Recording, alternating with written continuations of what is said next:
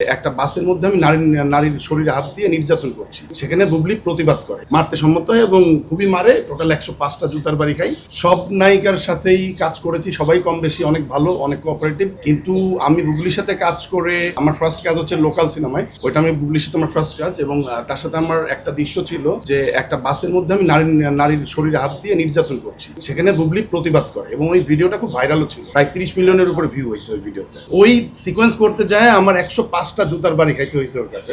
এবং ফার্স্টে আমাকে কোনোভাবেই আমাকে মারতে চাচ্ছিল না, পরে আমি অনেক বুঝিয়েছি যে আসলে তুমি যদি কোঅপারেট না করো, সিরিয়াসলি না মারো, এই সিকোয়েন্সটা মাটি হয়ে যাবে, পাবলিক মজা হবে না, রিয়েলিটি ফুটে উঠবে না। তারপর ওকে অনেক বোঝানোর পরে সে আমাকে মারতে সম্মত হয় এবং খুবই মারে। টোটাল 105টা জুতার বাড়ি খাই।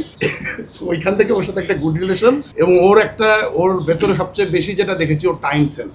ও টাইমলি আসে এবং সে কাজের প্রতি খুবই ডেডিকেটেড এবং সেই ইউনিটের প্রোডাকশন বয় থেকে শুরু করে ডিরেক্টর, প্রডিউসার সবাইকে সমানভাবে সে সম্মান করে এবং ভালোবাসা দেয় এবং খুবই কোঅপারেটিভলি কাজ করে। এবং মানুষ হিসেবে আমি বলবো যে বুবলি আসলে one of the best human being in our film industry.